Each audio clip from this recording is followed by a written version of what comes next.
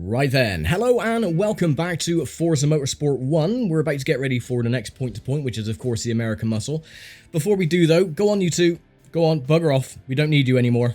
There we go, go away. Yes, now in glorious widescreen because, yeah, I do owe a couple of people an apology because I was big-headed and said that the game is old, that it won't go in widescreen because, you know, it's a 4x3 game, it's a fake widescreen, yada yada yada. So what I was doing is I was going through the settings on the Stellar BIOS rather than through the actual console settings because it's been many years since I've actually owned a previous original Xbox, so I'd completely forgotten about the video settings on the console, and that just needed to be changed to widescreen, and people were telling me this, but I was being ignorant because I thought it was for the Stellar BIOS. So to anyone I argued with and said, oh no, it won't work because blah blah blah, XYZ reason, I apologise profusely. I am stupid. I put my hands up and I admit that I am completely stupid.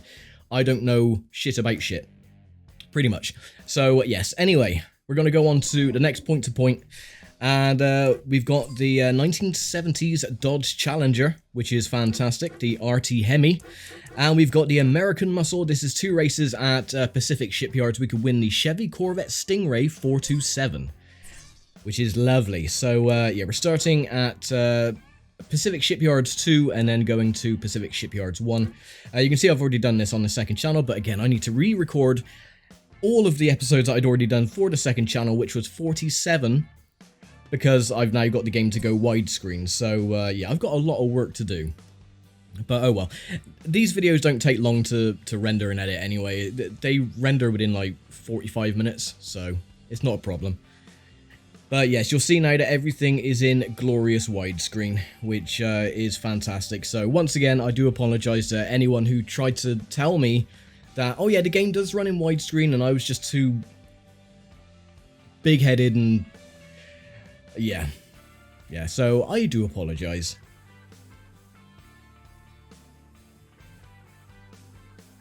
Oh well, at least it looks a lot better. The game itself just looks really crisp. So, with everything being stretched out and all over the place, it looked really fuzzy and horrible. But, look at this, look! It's not stretched anymore! And I'm gonna stay in chase cam for now.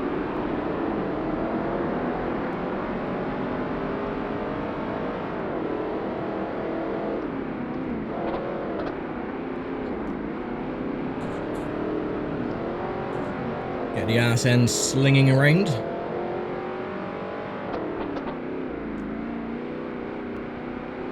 I haven't done anything to this car apart from add the number 86 on the doors to make it look like a stock car. That is the only thing I've done. But look at this, look, it all looks fancy and pretty and widescreen and see, originally I was going to redo this series again from scratch because I love continuity, so the fact that the first 22 episodes are 4x3 is going to really bug me later on down the line, but I just couldn't be arsed to go through all of these point-to-point events again, so you know, I had a couple of comments from Sax, and the other one, I can't remember your name, sorry, because your name is very long. I think Sax was one of the ones that told me about the widescreen, and I ignored it. So, especially, I'm sorry to disagree with you on that one, but yes. Yeah, I am very wrong on a lot of things.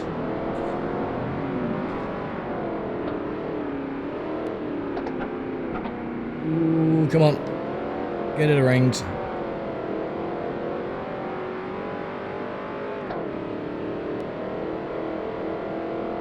But this does look a lot better, I will admit. Now, because the game runs in widescreen now, I have changed, the only thing in the Stellar settings that I've changed is the output, which originally it was at 720 just to give it a little bit of a crisper edge. But that was because it was running in 4x3. But now that it's running in widescreen, I don't need to use that feature, so I've changed it back to its most compatible option, which is 480. So that means that chugging on some games or frame rate issues shouldn't be a problem anymore. Another thing as well is that there is another race of Talker Race Driver 3 from the Formula 4 Championship that will be going live tomorrow. It's still in 4x3 because I recorded that before I found out about the whole widescreen shenanigans, so... And I gotta be careful because we're right near the end and he is right sniffing my exhaust. And there we go. I've had practice with using chase cam. Usually I don't like using chase cam because I can't judge the apexes properly, so my cornering ability is hampered slightly because I'm overcompensating because the car is, you know, further back from the apex. But I've been playing all the games that I play on the second channel. I use chase cam, apart from one or two that I haven't. So I've actually got a lot of practice using the chase cam, and I actually find it more comfortable using chase cam on this game than, you know, say Forza 2 or 3, because there's no bonnet cam. You only got a bumper cam, which is like really low down. So using chase cam is actually more comfortable than using the onboards. It's really strange, but yeah. So if people want me to use a chase cam, then I will for the remainder of this series, but I don't mind. Either way, it either works. Right, back the other way then. 2, 1, let's go. Oh, look at that, the Stingray on the outside.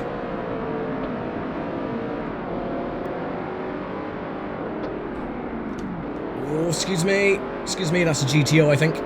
I do love the Pontiac GTO. If there's a millionaire watching, the Pontiac GTO is a gorgeous, gorgeous looking car.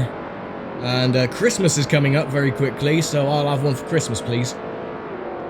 Obviously, that'll never happen, but... I mean, just look at it, the front of it, it's just... Oh, it's such a stunning car. Or, actually, my dream car, I've said this from, you know, many, many years now, that my dream car is always going to be a Fiat 126. It is a tiny, tiny little hatchback that came out in the 60s or early 70s, and it is tiny. It's smaller than a Mini Cooper, and that would be ideal for me because I'm a very short person. I'm only 5'4". Yes, I am that short, and I would be able to reach the pedals if I had one. Embarrassingly, I still can't drive because I can't afford it, so yeah, that is a very embarrassing achievement to have. Oh, you're a 40-year-old man who can't drive, who's a sim racer. Oh well. Too many assholes on the road nowadays anyway. But yeah, I mean, my dream car, Fiat 126, or a Fiat Panda, the old Fiat Pandas. Or a Ford Capri Mark II, because my mum used to have a Ford Capri. And then I think it was the gearbox broke on it. And then the handbrake, the assembly to the handbrake broke, so we were left with a massive hole in the middle of the console. But yeah, I love old cars. Old cars just look so much better. They have character to them. They're not like all the crappy machines that you get these days.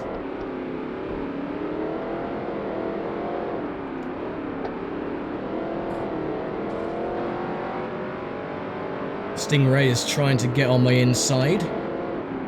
It's alright, he's dropped back. Go on, swing the ass end around.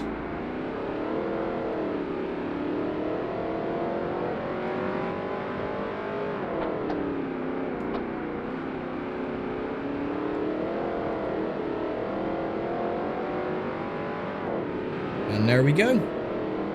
Another point-to-point complete.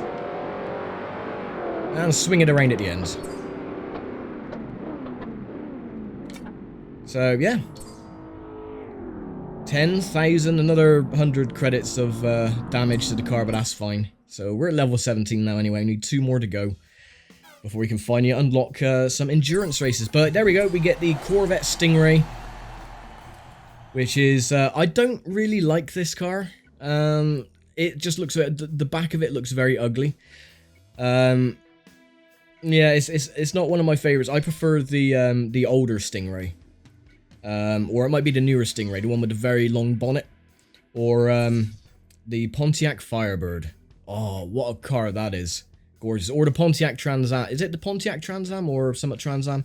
The one that they use for kit on Knight Rider. Yeah. Again, if there's a millionaire out there watching, just buy me a classic car. I would be happy, even though I can't drive it. It would just be outside and I could just admire it for the rest of my days, but there you go. Anyway, the next point-to-point is the Super Street Face-Off, which is against the RX-7 and the Supra, and we shall do that next time. So I'm going to leave it here for now. Thank you very much for watching, as always, and again, my apologies to everyone who I argued with about the widescreen feature and all that lot. I am very, very sorry. So, anyway, I will see you next time for the next point-to-point. So take care, stay safe, and bye for now.